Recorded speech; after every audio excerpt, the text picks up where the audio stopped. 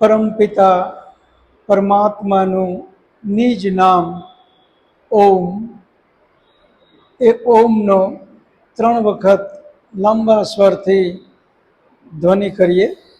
ઓમકાર ધ્વનિ. ઊંડો શ્વાસ લઈ ઓ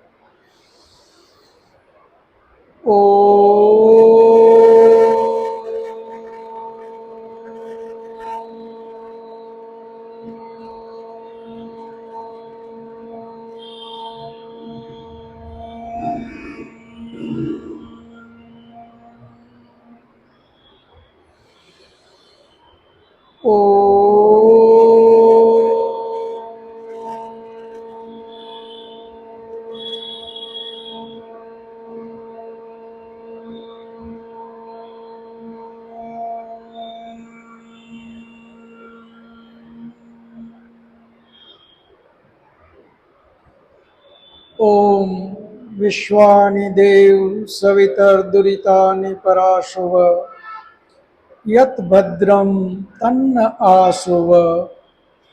હે પરમ કૃપાળુ પરમાત્મા, હે દયાળુ, તું એવી કૃપા કર, મારી અંદર રહેલા દુર્ગુણ દુર્વ્યસન એ બધા મારાથી કોષો દૂર થઈ જાય અને જેનાથી મારું કલ્યાણ થાય, જેનાથી મારી આત્મિક ઉન્નતિ થાય એવા સદ્ગુણોથી તું મને ભરી દે.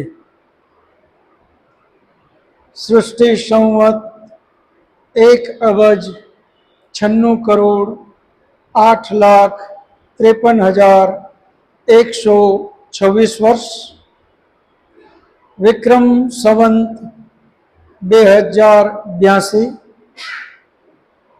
શ્રાવણ સુદ 11, દિનાંક 5/8/2025, મંગળવાર. વૈદિક મહાસભા દ્વારા આ વિઝન સ્કૂલમાં 3જું સત્ર, જેમાં આપ સૌ ધર્મપ્રેમી, વેદ પ્રેમી, આધ્યાત્મિક પ્રેમી ભાઈઓ તથા બહેનોનું હાર્દિક સ્વાગત છે. આપણે 2 કક્ષા પૂર્ણ કરી. આજે આ 3જી કક્ષા છે. આજે આપણે સવારના અથવા સાંજે ધ્યાન કેમ કરવું એનું 5-7 મિનિટ અભ્યાસ કરીએ. બધા ટટાર બેસી આંખ બંધ કરી પરમાત્માનો જાણે આપણા ઉપર આશીર્વાદ વરસતો હોય આવી કલ્પના કરતા કરતા હું બોલાવું પછી તમારે મંત્ર બોલવાનો છે. હું બોલાવું એ જ રીતે તમારે બોલવાનું છે. હૃદયનો ભાવ પરમાત્મા તરફ પ્રકટ થાય એવો ભાવ આપણે અંદર પ્રકટ કરવાનો છે.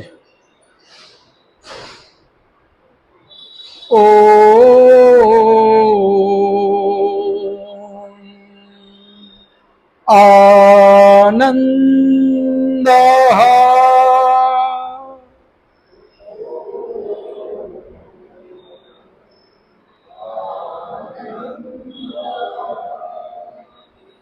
બધા જરા જોશથી બોલજો.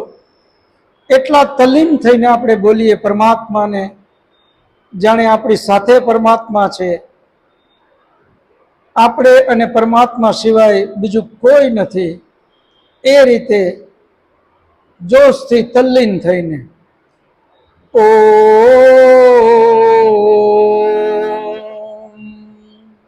આનંદ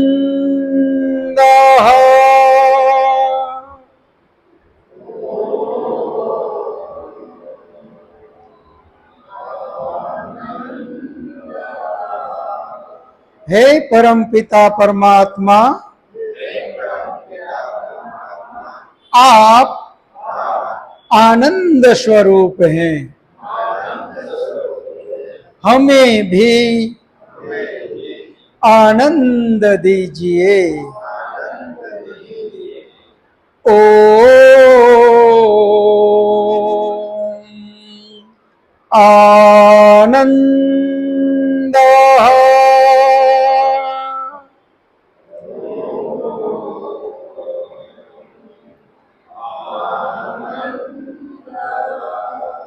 हे परम पिता परमात्मा, आप आनंद स्वरूप हैं, हमें भी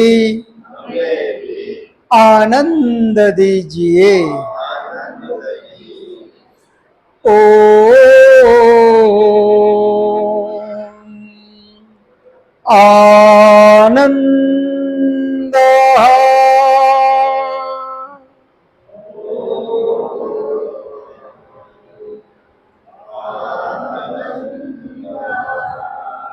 हे परम पिता परमात्मा,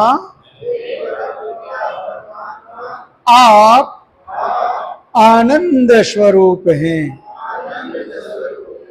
हमें भी आनंद दीजिए। ओम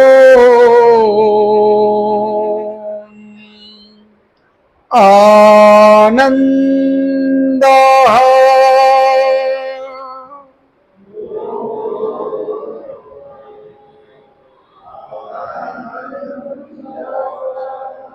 हे परम पिता परमात्मा,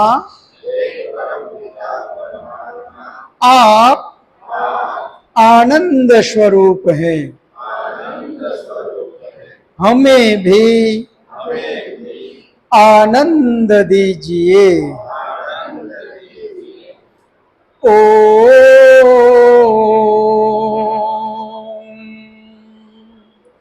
तमसो मा ज्योतिर्गमय।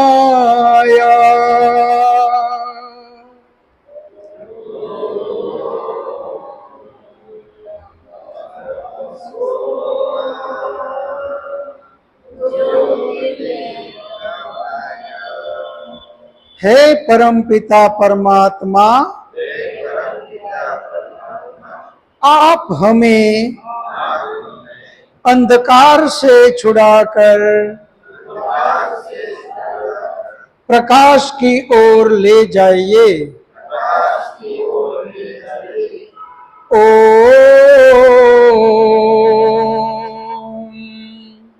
तमसो मा ज्योतिर्गमय।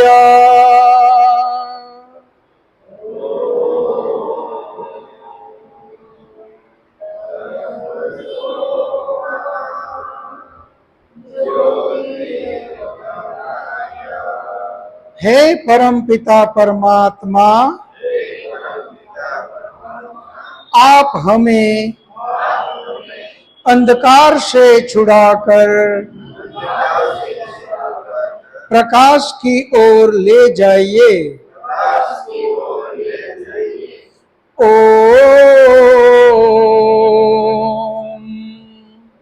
तमसो मा ज्योतिर्गमय।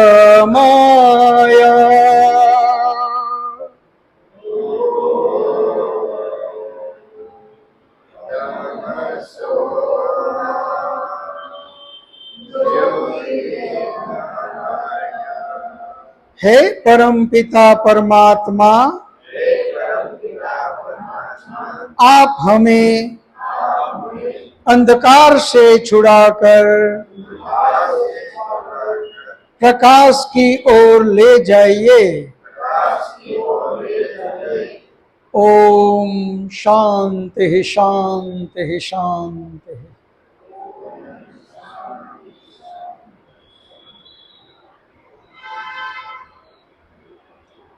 આપણે બે કક્ષા પૂર્ણ કરી અને આજે ત્રીજી કક્ષા. બે કક્ષાનું થોડું રિવિઝન આપણે કરી લઈએ. 4 વેદના નામ જેમને આવડતા હોય એ હાથ ઊંચો કરો. હા દીકરી,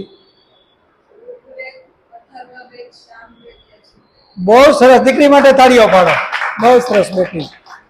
બીજું કોણ હાથ ઊંચો કર્યો દીકરા? તે હા, પેલા બાળકો હોય તો પેલા એ અથર્વવેદ. બહુ સરસ. દીકરા માટે તાળીઓ પાડો. હવે મોટામાં કોણે હાથ ઊંચો કર્યો? જી ભાઈ પાછળ. હા, બહુ સરસ. ભાઈ માટે તાળીઓ પાડો. ખરેખર ક્રમ આ છે: ઋગ્વેદ, યજુર્વેદ, સામવેદ, અથર્વવેદ. એમાં પણ કઈ ભૂલ નથી. તમે બોલ્યા એ પણ બરાબર છે. પરંતુ આપણે વેદ, એના પછી એના ઋષિમુનિના નામ, એના પછી એના વિષય, આમ એક કોઠો બનાવવો ને, એટલે આપણે ક્રમમાં યાદ રાખશું. એટલે એની સામે પછી 4 ઋષિમુનિ આવે, પછી એની સામે 4 એના વિષય આવે, એમ આખો કોઠો બનાવતા જશું. એટલે ક્રમમાં યાદ. બાકી તો 4 વેદ આડાવડા બોલાય તો પણ કોઈ ચિંતા નથી. એ બરાબર જ છે, સાચું જ છે. બીજા કોને 4 વેદના નામ આવડે છે? જી બેન. બહુ સરસ. રૂક્ષ્મણીબેન માટે તાળીઓ પાડો. બીજા જેન્ટ્સમાં અજીતભાઈ. બહુ સરસ. તાળીઓ પાડો. આ બાજુ હજી કોઈ? તમે અથર્વવેદ. બહુ સરસ. ભાઈ માટે તાળીઓ પાડો. આ થયા 4 વેદના નામ. હવે આવશે 4 ઋષિમુનિના નામ. 4 ઋષિમુનિમાં 4 ઋષિમુનિના કોને નામ આવડે છે? જી તમે કહો છો. બહુ સરસ. શાંતિભાઈ માટે તાળીઓ પાડો. તમે કહો છો. એ અગ્નિ ઋષિ, વાયુ ઋષિ, આદિત્ય ઋષિ અને અંગિરા. બહુ સરસ. તાળીઓ પાડો બધા. બેનોમાંથી કોને આવડે છે 4 ઋષિના? બેન તમે કહો છો. એ જી. બહુ સરસ. બેન માટે તાળીઓ. દીકરી તું કહેજો. એ બહુ સરસ. દીકરી માટે તાળીઓ પાડો. અજીતભાઈ ની પાછળ બેઠા છે, એક કોઈ બોલો જોઈએ. 1 કે 2 ઋષિના નામ આવડે તો પણ ચાલશે. બોલો જોઈએ. ઉભા થાવ જોઈએ. તમે ખાલી હું બોલું એમ તમે બોલજો, એટલે આવડી જશે. આપણે બધા આ લેસન સ્કૂલમાં જ આવ્યા છીએ. અગ્નિ ઋષિ, વાયુ ઋષિ, આદિત્ય ઋષિ, અંગિરા ઋષિ. આ બાજુથી હવે કોઈ બોલો જોઈએ. હા, તમે બોલો જોઈએ. અંગિરા ઋષિ. બહુ સરસ. ભાઈ માટે તાળીઓ પાડો. હજી કોઈને આ બાજુ ગોવિંદભાઈ ની પાછળ બેઠા. હા તમે. હાજી હાજી. હા, બહુ સરસ. ભાઈ માટે તાળીઓ પાડો. આપણે બધા સાથે બોલી લેશું. બોલો બધા. અગ્નિ ઋષિ, વાયુ ઋષિ, આદિત્ય ઋષિ, અંગિરા ઋષિ. બધા બોલશું તો જ આવડશે, નહીતર નહીં આવડે. તમે વિચાર કરો, દરેકે ધર્મના લોકો, દરેક જેટલા સંપ્રદાયો છે, એમને એમના મુખ્ય ગ્રંથો વિશે બધી જ ખબર છે. આપણે પણ ઈચ્છા છે, રુચિ છે આપણા મુખ્ય ગ્રંથોને શીખવા, પરંતુ આપણા મુખ્ય ગ્રંથોની વાતો બહુ જ ઓછી જગ્યાએ સાંભળવા મળે. એટલે ન આવડે એમાં આપણો દોષ નથી, એ આપણા આગળથી જે પીરસે છે એમનો દોષ છે. એટલે આપણે બધા જોશ જોશથી બોલીએ. અગ્નિ ઋષિ, વાયુ ઋષિ, આદિત્ય ઋષિ, અંગિરા ઋષિ. અગ્નિ ઋષિ, વાયુ ઋષિ, આદિત્ય ઋષિ, અંગિરા ઋષિ. આ 4 આપણા ઋષિ મુનિ. એના પછી 4 વિષય. 4 વિષયની કોને ખબર છે? જી બેટા. અરે વાહ, બહુ સરસ. દીકરા માટે તાળીઓ પાડો. બેટા તારું નામ ભૂલી ગયો. વિનય. વાહ, નામ પણ વિનય છે. વિનય માટે ફરીથી તાળીઓ પાડો. બહુ સરસ. બીજા કોને આવડે છે 4 વિષય? હા દીકરી. જ્ઞાન, કર્મ, ઉપાસના, વિજ્ઞાન. બહુ સરસ. દીકરી માટે તાળીઓ. આ બાજુથી પુરુષમાંથી કોઈ બોલો. નહીં, તમારી બાજુમાં બેઠા હે. હાજી, હા, અચ્છા, ઓકે. પણ આ તો બહુ સહેલું સહેલું છે. જ્ઞાન, કર્મ, ઉપાસના, વિજ્ઞાન. હવે કોઈ આમાંથી, હા, તમે જ બોલો જોઈએ. તમે જ બોલો. હા, બહુ સરસ. ભાઈ માટે તાળીઓ પાડો. તમે બોલો જોઈએ. તમે બોલો જોઈએ. હાજી, પાછળ. હા, તમે બોલો જોઈએ. જી જી, હા, પાછળ પાછળ. અચ્છા, આગળ તમે બેઠા, તમે બોલો છો. તમે જ બોલી નાખો. બહુ સરસ. જ્ઞાન, કર્મ, ઉપાસના ને વિજ્ઞાન. તમે જુઓ, જેટલા નોટબુક લઈને આવ્યા છે એ લોકોને બધું યાદ છે. જે નોટબુક લઈને નથી આવ્યા એમને યાદ નથી. આનો અર્થ એ થાય કે આ લેસન શીખવા જેવું છે અને આપણે બધા નોટબુક લઈને આવીએ, અહીંયાથી લખી લઈએ. એનાથી બે ફાયદા થશે. ઘરે પણ બાળકોથી લઈને વડીલો બધા એની વચ્ચે આપણે કહી શકશું કે ભાઈ આપણા 4 વેદના નામ આ છે, એ 4 ઋષિમુનિના નામ આ છે, એના પછી 4 વિષય આ છે. આ બધું આપણે એમને કહી શકશું. એટલે આપણે 4 વિષય એ પણ બધા યાદ રાખીએ. હવે આવશે 4 વિષય પછી મંત્રોની સંખ્યા. કયા વેદમાં કેટલા મંત્રો? આમાં એક એક વેદનામાં મંત્રો આવડતા હોય તો પણ ચાલશે. થોડું હાર્ડ છે એટલે બેટા કહેજો. એ બહુ સરસ, બહુ સરસ. તાળીઓ પાડો બેટા. બહુ સરસ. યજુર્વેદ 1975, 1875. બહુ સરસ. અથર્વવેદ 5. બહુ સરસ. દીકરા માટે તાળીઓ પાડો. વિનય વિનય જ છે ભાઈ. બહુ સરસ બેટા, ખૂબ સરસ. દીકરી તને યાદ છે? 500.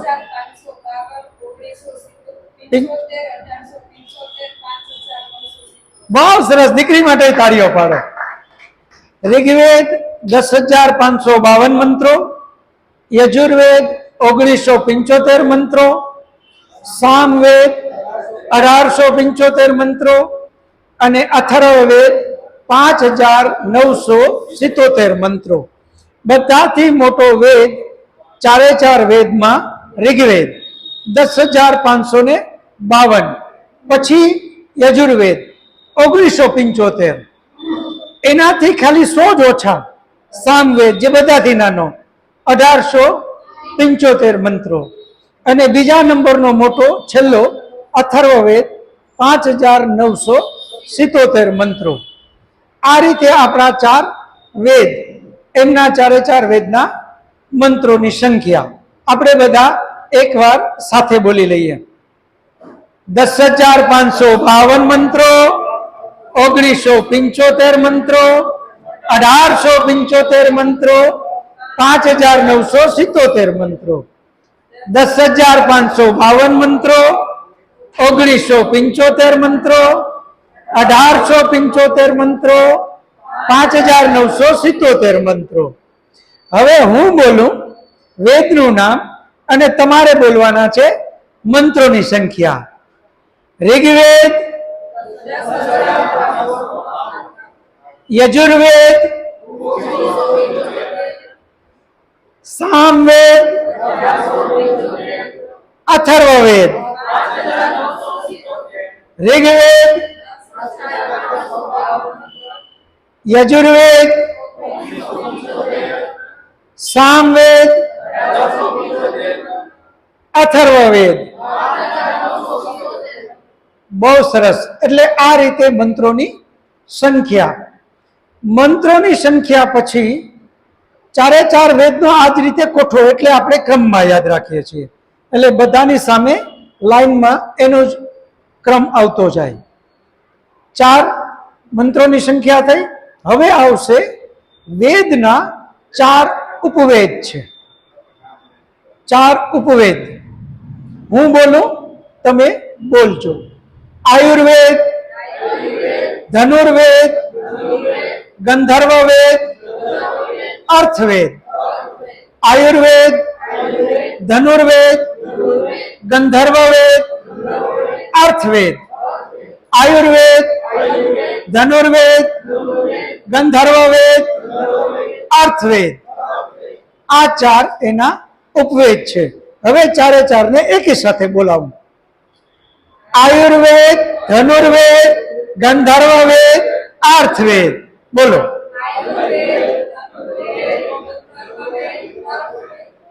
આયુર્વેદ, ધનુર્વેદ, ગંધર્વવેદ, અર્થવેદ. આયુર્વેદ નહીં બોલે ને નહીં આવડે, બોલજો સાથે. ફરી પાછું. આયુર્વેદ, આયુર્વેદ, આયુર્વેદ, ધનુર્વેદ, ગંધર્વવેદ, અર્થવેદ. આયુર્વેદ, ગંધર્વવેદ, અર્થવેદ. આ થયા ચાર એના ઉપવેદ. તમે વિચાર કરો, આ વાત ક્યારેક તમે સમાજની વચ્ચે જઈને કરશો ને, કે આપણા ચાર વેદના નામ, આ ચાર ઋષિ મુનિના નામ અને એના વિષય માત્ર, ત્યાં તો એ ભાવ વિભોર થઈ જશે કે આટલી બધી અમને ખબર છે. આ એટલા માટે એમાં એનોય દોષ નથી, આપણોય દોષ નથી.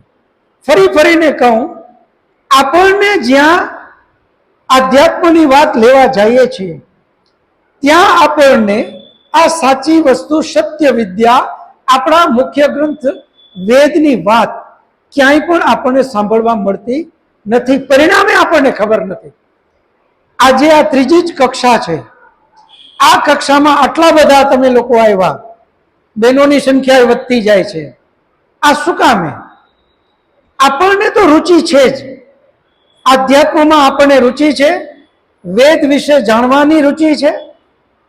તકલીફ એ છે કે જ્યાં જઈએ છીએ ત્યાં આપણને વેદ વિશે કાંઈ મળતું નથી. પરિણામે આપણને ખબર નથી. તો આપણે આને ધ્યાનથી સાંભળીએ.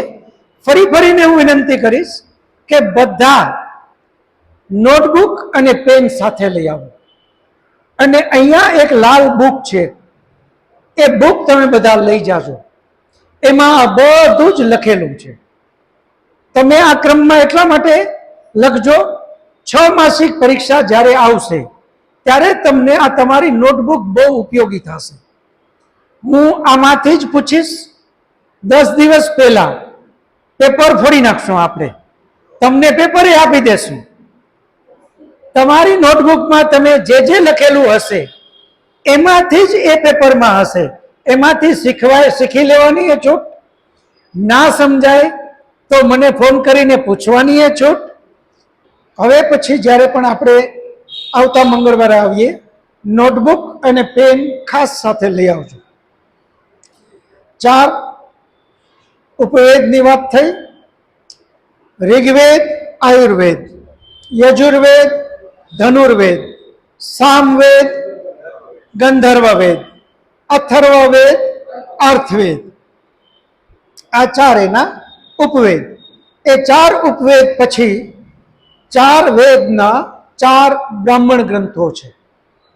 બ્રાહ્મણ ગ્રંથો હું બોલાવું, પછી તમે આગળ બ્રાહ્મણ ગ્રંથો બોલજો. ઐતરીય બ્રાહ્મણ ગ્રંથ, સતપથ બ્રાહ્મણ ગ્રંથ, પાંડેય બ્રાહ્મણ ગ્રંથ, ગોપથ બ્રાહ્મણ ગ્રંથ. ઐતરીય બ્રાહ્મણ ગ્રંથ. અવાજ નથી આવતો પાછળો કાંઈ. જ્યાં સુધી તમે નહીં બોલો તો યાદ રાખજો, નહીં આવડે. જોશ જોશથી બોલો. ઐતરીય બ્રાહ્મણ ગ્રંથ, સતપથ બ્રાહ્મણ ગ્રંથ, પાંડેય બ્રાહ્મણ ગ્રંથ, ગોપથ બ્રાહ્મણ ગ્રંથ. ઐતરીય બ્રાહ્મણ ગ્રંથ, સતપથ બ્રાહ્મણ ગ્રંથ, પાંડેય બ્રાહ્મણ ગ્રંથ, ગોપથ બ્રાહ્મણ ગ્રંથ. આ 4 વેદના 4 બ્રાહ્મણ ગ્રંથ છે. હું વેદના નામ બોલું અને બ્રાહ્મણ ગ્રંથના નામ બોલીશ, તમે પણ મારા પછી દોહરાવો. ઋગ્વેદ ઐતરીય બ્રાહ્મણ ગ્રંથ, યજુર્વેદ શતપથ બ્રાહ્મણ ગ્રંથ, સામવેદ તાંડેય બ્રાહ્મણ ગ્રંથ, અથર્વવેદ ગોપથ બ્રાહ્મણ ગ્રંથ, ऋग्वेद ऐतरेय ब्राह्मण ग्रंथ, यजुर्वेद शतपथ ब्राह्मण ग्रंथ, सामवेद तांडेय ब्राह्मण ग्रंथ, અથર્વવેદ ગોપથ બ્રાહ્મણ ગ્રંથ. આ ચાર એના બ્રાહ્મણ ગ્રંથ છે. હવે એના 6 અંગ આવે છે. એ 6 અંગ શિક્ષા, કલ્પ, નિરુક્ત, જ્યોતિષ, છંદ અને વ્યાકરણ, આ 6 એના અંગ છે. આ હું બોલાવીશ નહીં, અહીંયા બુક છે એમાં આ બધું જ લખેલું છે. આ તમે લઈ અત્યારે લેતા જાજો છૂટો ત્યારે, અને ઘરે જઈ 1 વીક આપણી પાસે છે. આ બધું જ તમે એમાં જોઈ લેજો અને પાકું કરજો. એટલે 6 અંગ શિક્ષા, કલ્પ, નિરુક્ત, જ્યોતિષ, છંદ અને વ્યાકરણ. એ જ રીતે વેદના 6 ઉપાંગ છે. જેમ વાત મેં કરી તેમ આ શરીર છે. આ શરીરનું અંગ શું? હાથ. અને એના ઉપાંગ શું? તો આંગળા. આંગળાને ઉપાંગ કહેવાય. ખરેખર તો આ શરીરના જ એક ભાગ છે. શરીરથી આ કંઈ જુદું નથી, પરંતુ સમજવા માટે આપણે આને અંગ કીધું અને આને ઉપાંગ કીધું. એ જ રીતે 4 વેદના 6 અંગ છે, અને એ જ રીતે 4 વેદના 6 ઉપાંગ યાની એના જ ભાગ છે. ઋષિમુનિઓએ આ શાસ્ત્રોને અલગ કરી વેદને કેમ જલ્દી સમજી શકાય એટલા માટે એને અલગ કરી એના નામ અંગ અને ઉપાંગ આપ્યા. તો 6 અંગ શિક્ષા, કલ્પ, નિરુક્ત, જ્યોતિષ, છંદ, વ્યાકરણ. એ જ રીતે 6 ઉપાંગ. 6 ઉપાંગને આપણે બધા જાણીએ છીએ, એને દર્શન શાસ્ત્રો કહે છે. 6 ઉપાંગને શું કહેવાય? દર્શન શાસ્ત્રો.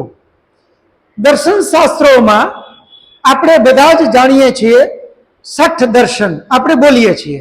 6 દર્શન એટલે એનું નામ જ 6 ઉપાંગ. 6 દર્શન શાસ્ત્રો, એને જ આપણે વેદના 6 ઉપાંગ કહીએ છીએ. તો દર્શન શાસ્ત્રોમાં તમે બધા જ એક દર્શનને તો સારી રીતે જાણો છો.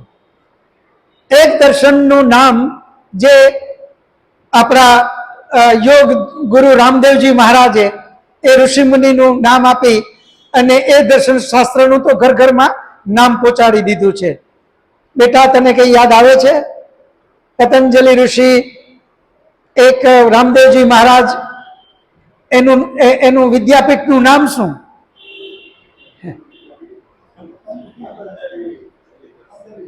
પતંજલિ. અને પતંજલિ ઋષિએ કયો ગ્રંથ લખ્યો યાદ છે કોઈને? બીજા કોઈને પાછળ કોઈ? જી તમે. યોગ દર્શન. બહુ સરસ, તાળીઓ પાડો. તો પહેલું જે દર્શન શાસ્ત્ર છે એ યોગ દર્શન. બીજું સાંખ્ય દર્શન. બીજું સાંખ્ય દર્શન. ત્રીજું ન્યાય દર્શન. ન્યાય દર્શન. ચોથું વૈશેષિક દર્શન. વૈશેષિક દર્શન. વૈશેષિક દર્શન. આ ચોથું દર્શન. પાંચમું વેદાંત દર્શન. પાંચમું વેદાંત દર્શન. વેદાંત. વેદાંત. વેદાંત દર્શન. અને છઠ્ઠું મીમાંસા દર્શન.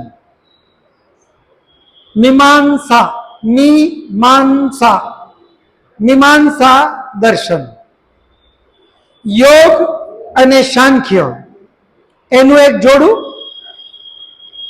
ન્યાય વૈશેષિક એનું જોડું, મીમાંસા અને વેદાંત એનું એક જોડું. આમ 6 દર્શન શાસ્ત્રો ટોટલ. બે ના જોડા છે. બે ના જોડા એટલા માટે છે, યોગ અને સાંખ્ય એ બંને દર્શન શાસ્ત્ર પરમપિતા પરમાત્મા સુધી કેમ પહોંચવું, સમાધિ સુધી કેમ પહોંચવું એની વાત કરે છે. યોગ અને સાંખ્ય બંનેનો વિષય પરમાત્મા છે. પરમાત્મા સુધી કઈ રીતે પહોંચવું, યાની સમાધિ લગાડી અને ઈશ્વરનો સાક્ષાત્કાર કેમ કરવો, આની કઈ પણ વિધિ જે લખી છે એનું નામ યોગ દર્શન અને સાંખ્ય દર્શન. યોગ દર્શન જે છે એ પ્રેક્ટિકલ બધી વાત બતાવે છે સમાધિ સુધી પહોંચવાની, અને સાંખ્ય દર્શન જે છે એ આપણને થિયરી બતાવે છે. યોગ દર્શન પ્રેક્ટિકલ કરાવે છે, સમાધિ સુધી કેમ પહોંચવું, એમાં શું કરવું જોઈએ, કઈ રીતે સમાધિ લગાડવી જોઈએ, એના માટે કેટલા બધા પગથિયા, અષ્ટાંગ યોગ, આ બધી જ વાતો એમાં લખેલી છે. અને થિયરી યાની પરમપિતા પરમાત્માની ઓળખાણ જે કરવાની છે એ સાંખ્યમાં કરાવી. કારણ કે જો પરમાત્માની ઓળખાણ હશે તો જ એના પ્રત્યે ભાવ જાગશે. એ બધી જે થિયરી વાત જે છે એ સાંખ્ય દર્શનમાં છે. તો યોગ અને સાંખ્યનું એક જોડું. એ જ રીતે ન્યાય અને વૈશેષિક દર્શન, ન્યાય દર્શન અને વૈશેષિક દર્શનનું એક જોડું છે. બંનેનો વિષય એક જ છે. ન્યાય ઉપરથી જ આપણને ખ્યાલ આવી જશે શું કરવું, શું ના કરવું, શું ફરજ, શું નથી ફરજ, કયું કર્તવ્ય નથી, કોને ન્યાય કહેવાય, કોને અન્યાય કહેવાય. આ જે કઈ વાતો છે, ધર્મ એટલે શું, અધર્મ એટલે શું, જ્યાં જ્યાં આવી બધી જ વાતો છે એ ન્યાય અને વૈશેષિક દર્શનમાં લખેલી છે. વૈશેષિક દર્શનમાં એક પ્રશ્ન આવે છે. વૈશેષિક દર્શનના ઋષિ, એને કોઈએ પ્રશ્ન કર્યો કે ધર્મ એટલે શું, એનો જવાબ વૈશેષિક દર્શનમાં એક જ સેન્ટેન્સમાં એના ઋષિએ આપ્યો, યતો બુદય નિશ્રેયસ સિદ્ધિ સા ધર્મ. આની બધી વાતો આપણે જેમ જેમ આગળ જશું ત્યાં કરશું, પરંતુ અત્યારે આટલું જોઈ લ્યો કે પેલા બે દર્શન યોગ અને સાંખ્ય એ સમાધિ સુધી પહોંચવા માટેની વાત કરે છે. બીજા બે દર્શન ન્યાય અને વૈશેષિક એ આપણને વ્યવહારિક જીવન કેમ જીવવું એના માટેની બધી વાતો કરે છે. વ્યવહારની અંદરમાં ધર્મને કેમ અપનાવવો, વ્યવહારની અંદરમાં ધર્મને મય જીવન કેમ બનાવવું, આની વાતો એ ન્યાય અને વૈશેષિક કરે છે. એના પછી ત્રીજું જોડું છે મીમાંસા અને વેદાંત દર્શન. મીમાંસા દર્શન અને વેદાંત દર્શન આનું એક જોડું. મીમાંસા દર્શન અને વેદાંત દર્શન એ બંને એકબીજાના પૂરક છે. મીમાંસા એને આપણે એકલાને બોલીએ તો મીમાંસા, અને બંને સાથે જોડું બોલવું હોય તો પૂર્વ મીમાંસા, અને વેદાંતને ઉત્તર મીમાંસા પણ કહે છે. તો વેદાંતના બે નામ થયા, વેદાંત અને ઉત્તર મીમાંસા. મીમાંસાને ખાલી મીમાંસા કહીએ અને પૂર્વ મીમાંસા. જ્યારે પેલા અને બીજાને બોલવું છે તો મીમાંસાને પૂર્વ મીમાંસા અને વેદાંતને ઉત્તર મીમાંસા, આ રીતે બોલે છે. એ જ રીતે વેદાંત દર્શનનું ત્રીજું નામ બ્રહ્મસૂત્ર. બ્રહ્મસૂત્ર વેદાંત દર્શનનું ત્રીજું નામ છે બ્રહ્મસૂત્ર. હવે તમે જુઓ, વેદાંત દર્શનનું નામ જ બ્રહ્મસૂત્ર. બ્રહ્મ એટલે શું? ઈશ્વર, પરમાત્મા.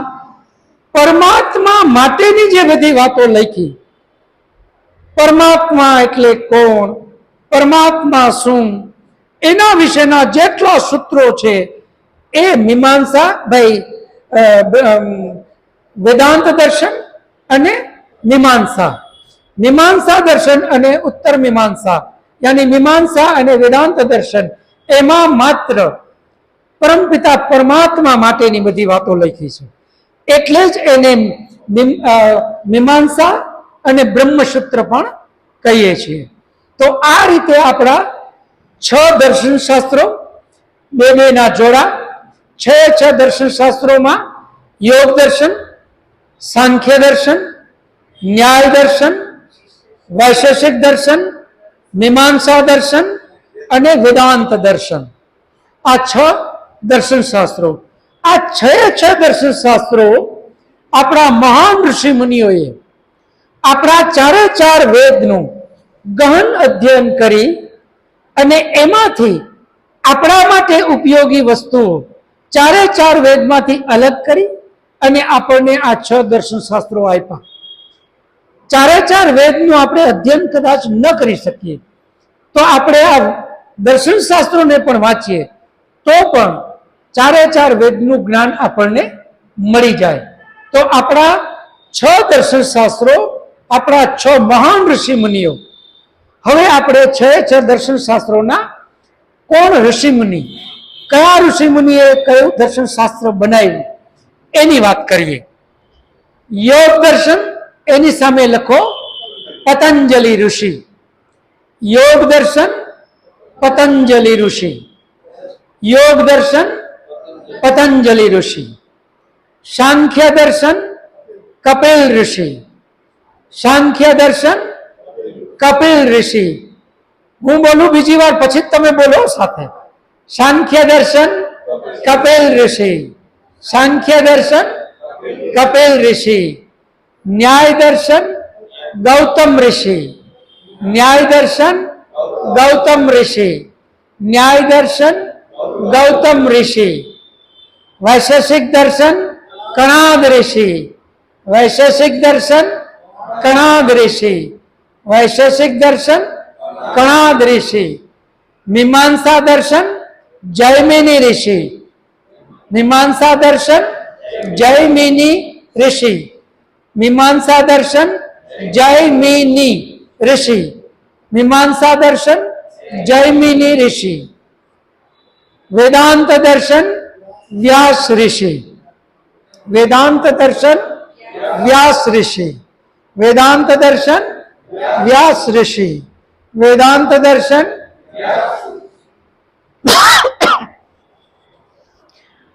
આ રીતે આપણા 6 દર્શન શાસ્ત્રો અને એના 6 ઋષિ મુનિ.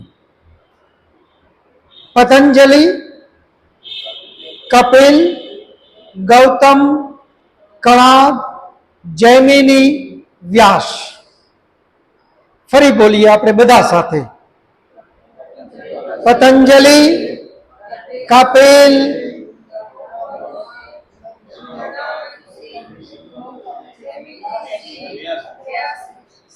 બહુ સરસ. ફરી પાછા બોલીએ. પતંજલિ ઋષિ, કપિલ ઋષિ, ગૌતમ ઋષિ, કણાદ ઋષિ, જૈમિની ઋષિ, વ્યાસ ઋષિ.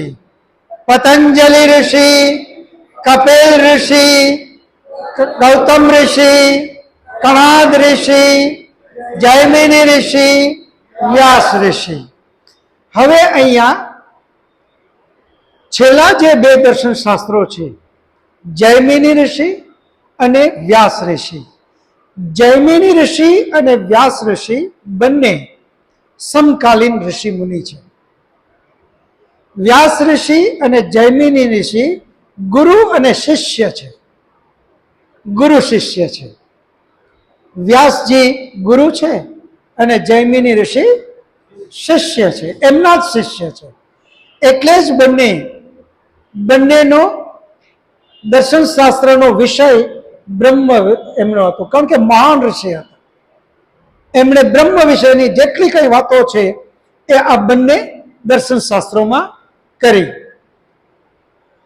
વેદાંત અને મીમાંસા, મીમાંસા અને વેદાંત, પૂર્વ મીમાંસા, ઉત્તર મીમાંસા, અને ઉત્તર મીમાંસાની સાથે ત્રીજું નામ બ્રહ્મસૂત્ર.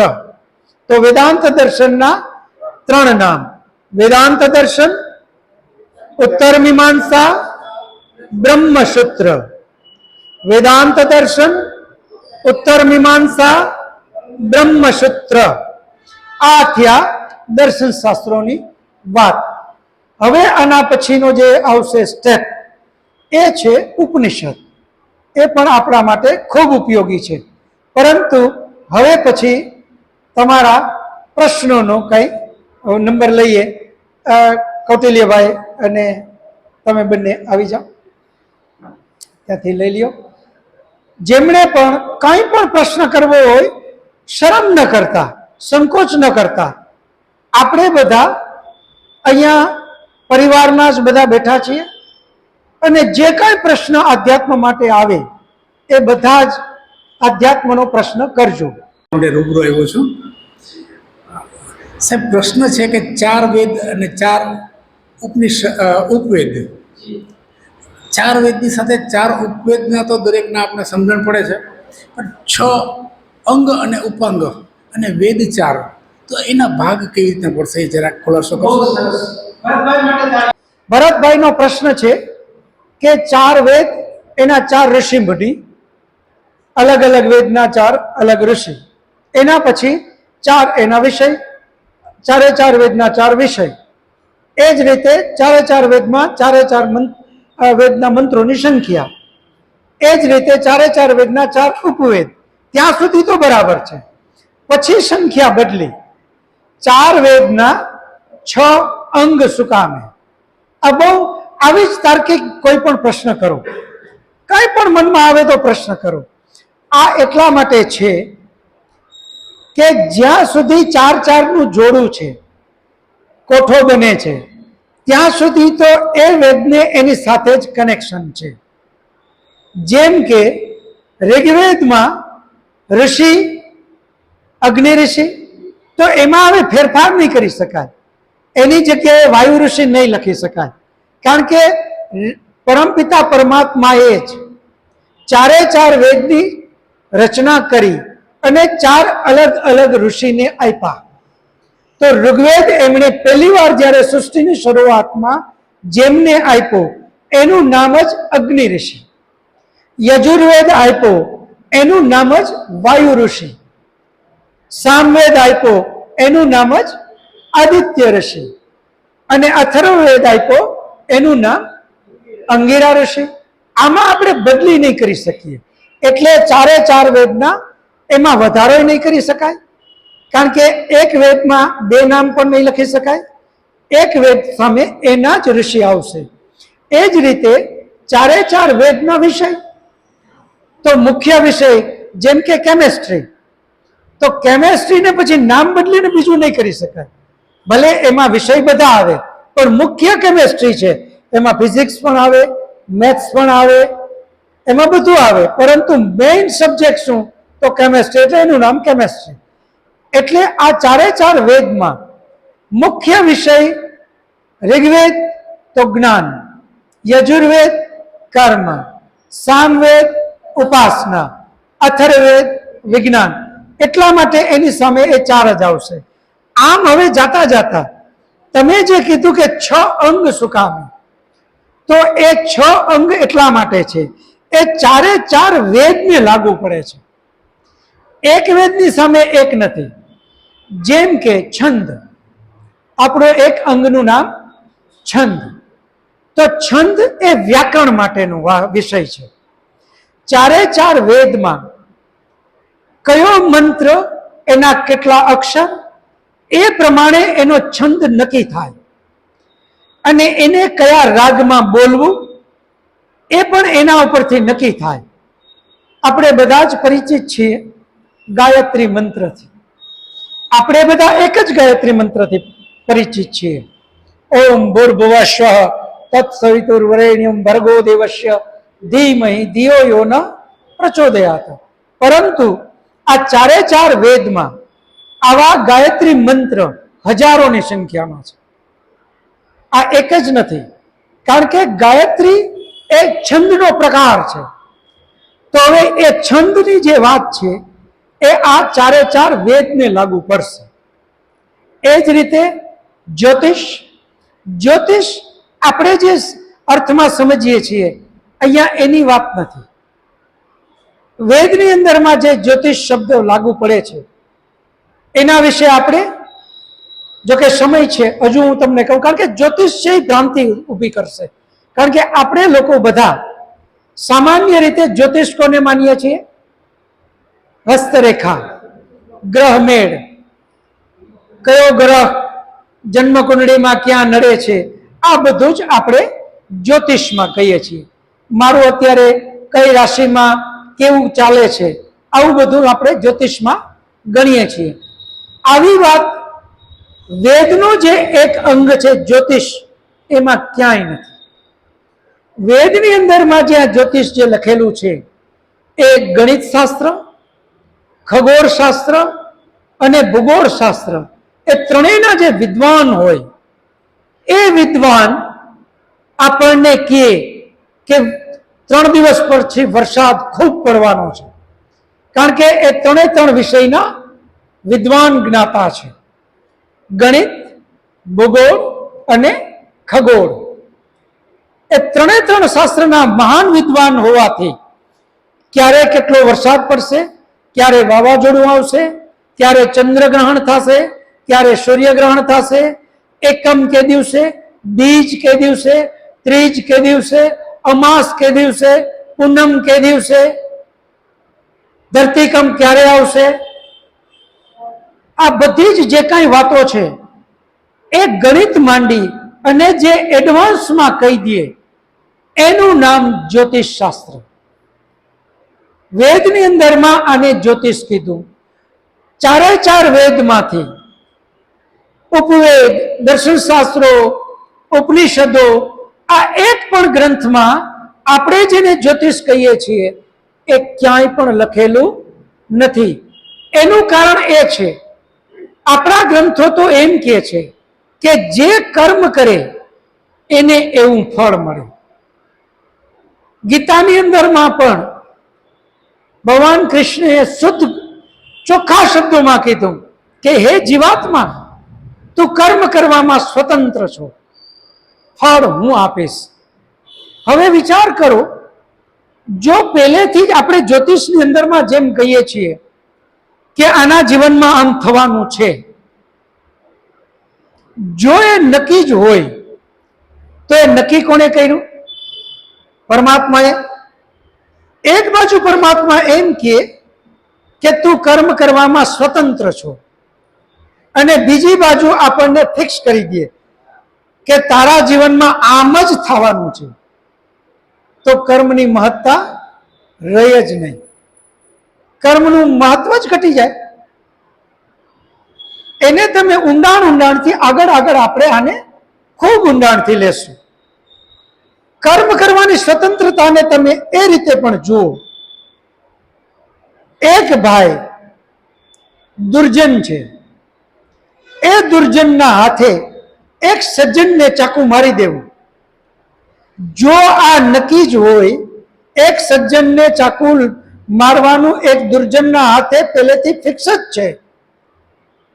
શાસ્ત્રો, જ્યોતિષ શાસ્ત્ર, અત્યારનું કહેવાતું જ્યોતિષ શાસ્ત્ર મુજબ, તો એ કરાવ્યું કોણે? પરમાત્માએ. તો જેણે ચાકુ માર્યું એને તો પરમાત્માની આજ્ઞાનું પાલન કર્યું, તો એને તો દંડ કઈ રીતે અપાય? એને તો પાપ કઈ કર્યું જ નથી. અને જેને ચાકુ લાગી ગયું, એને ચાકુ લાગવું નક્કી જ હતું, તો એ પણ ઈશ્વરે જ નક્કી કર્યું હતું, તો એમાંય પણ કોઈને આપણે દોષી નહીં કરી શકાય. એટલે આપણે જરા ચિંતન કરશું આગળ જતા, આવા બધા જ પ્રશ્નો લઈ આવજો કે આવું શક્ય નથી. પરમાત્માએ વેદની અંદરમાં આપણને જ્ઞાન આપ્યું, શું સારું, શું ખરાબ, શું પાપ, શું પુણ્ય, આ બધી જ વાતો વેદમાં કરી અને પછી કીધું કે હવે તું કર્મ કરવા સ્વતંત્ર છો. એટલે આપણે લોકોએ જે કાંઈ કર્મ કરીએ એની અંદરમાં ખૂબ ચિંતન મનન કરીએ. ચિંતન મનન સતત આપણે કરવું પડશે, કારણ કે આપણે ચેતન છીએ. વેદ ત્રૈતવાદમાં માને છે. જેમ આપણે દ્વૈતવાદ, અદ્વૈતવાદ આ બધું જ આપણામાં પ્રચલિત છે ને, એ જ રીતે સ્વયં પરમાત્માએ વેદમાં ત્રૈતવાદ આપેલો છે.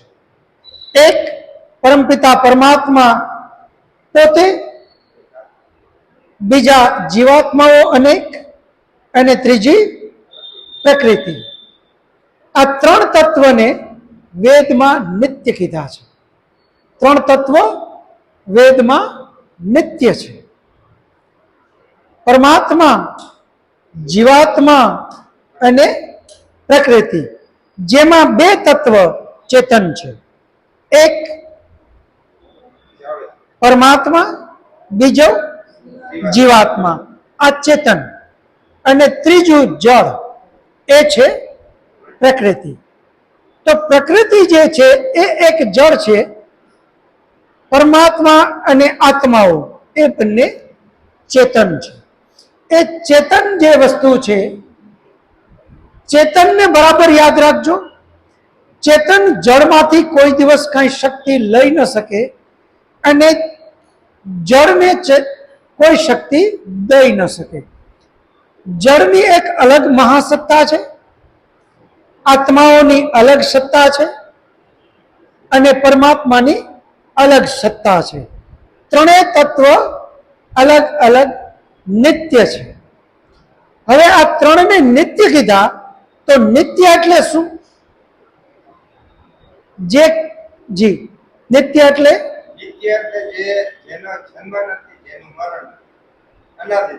અનાદિથી છે, એનું નામ નિત્ય. જે કોઈ દિવસ ઉત્પન્ન થયું નથી અને કોઈ દિવસ એનો નાશ થવાનો નથી, એનું નામ નિત્ય. તો આપણે તો પ્રશ્ન એમ થાય કે અહીંયા વેદમાં ત્રણ તત્વને જો નિત્ય કીધા હોય, પરમાત્મા, જીવાત્માઓ અને પ્રકૃતિ, તો પ્રકૃતિ તો નાશવંત છે, તો એને કઈ રીતે આપણે નિત્ય કીધું? આનું પણ ચિંતન મનન કરી આવતે વખતે આવજો. આવા બધા જ પ્રશ્નો જ્યારે જ્યારે થાય ત્યારે ત્યારે તમે બધા મનમાં વિચારીને આવજો. આજે કોઈ બીજો પ્રશ્ન હોય તો કરો. આપણે અહીંયા દુનિયામાં આવ્યા છે બરાબર, પણ આપણે કર્મ કરીએ છીએ, પણ ઘણા કહે છે કે આપણે કર્મ કરીએ છીએ, ખરાબ કરીએ છીએ, સારા કરીએ છીએ, ઉપર સ્વર્ગ છે, નરક છે, પણ ઉપરથી એક જ માણસ ગયો પછી પાછો તો આવ્યો નથી. તો એ આવ્યો ક્યાંથી? જવાબ ઉપર સ્વર્ગ ને નરક છે. જો આ બધું વેદમાં છે તો શું છે? બેન માટે તાળીઓ પાડો. કે આપણે બધા કહીએ છીએ, બેનનો પ્રશ્ન એ છે કે સ્વર્ગ એટલે શું ને નર્ક એટલે શું? ઉપર જાય ત્યાં સ્વર્ગ મળે, ઉપર જાય તો નર્ક મળે, આવું છે? તો બેન આવું વેદમાં ક્યાંય નથી. વેદની અંદરમાં સ્વર્ગ અને નર્ક એ બંનેને અહીંયા જ બતાવ્યા છે. જે ઘરની અંદર વડીલોનું ખૂબ સન્માન થાય છે, જે ઘરની અંદર આપસમાં ખૂબ લાગણી છે, જે ઘરની અંદરમાં ત્યાગ અને તપસ્યાની ભાવના છે, જે ઘરમાં એકબીજા માટે જતું કરવાની ખૂબ જ ભાવનાઓ છે, જે ઘરમાં નાના અને મોટા, નાના વડીલોનું ખૂબ માન જાળવે અને વડીલો નાનાને ખૂબ લાગણી આપે, ત્યાંની ચારે તરફથી ખૂબ જ સારું માહોલ છે, એ ઘરને સ્વર્ગ કીધું છે. અને જે ઘરમાં આનાથી બિલકુલ ઉલટું, જ્યાં કોઈ મર્યાદા નથી, કોઈ માન જાળવતું નથી, કોઈ પણ જાતનું એકબીજા પ્રત્યે ભાવના નથી, જ્યાં મળે ત્યાં ઘરમાં પણ રાજકારણ ખેલાય છે, ઘરની અંદર પણ ઈર્ષા દ્વેષથી ભરપૂર ભર્યા છે. કેમ કરીને આને હું બતાવી દઉં.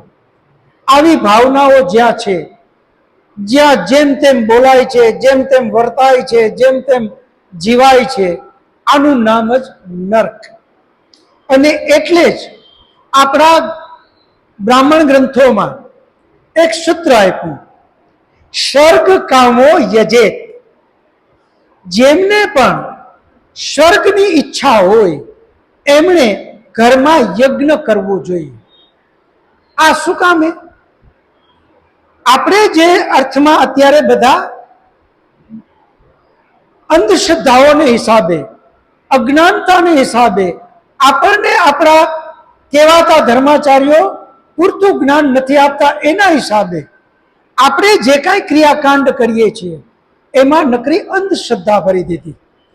પરંતુ તમે જુઓ ઋષિમુનિઓના કાળમાં જ્યારે પણ ઋષિમુનિઓ યજ્ઞ કરતા તો એવે વખતે બધા જ ઋષિમુનિ સાથે મળી અને યજ્ઞ કરે અને એમાં એ યજ્ઞમાં જ્ઞાનની આપલે કરતા.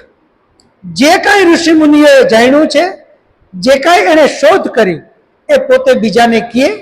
જ્યાં એ ચિંતન મનન કરે છે એમાં કોઈ પ્રશ્ન આવે તો એ ઋષિમુનિ બીજાને પ્રશ્ન પૂછે, બીજા ઋષિને, કે મને અહીંયા આ પ્રશ્ન છે, આના વિશે જરાક સમજાવો તો.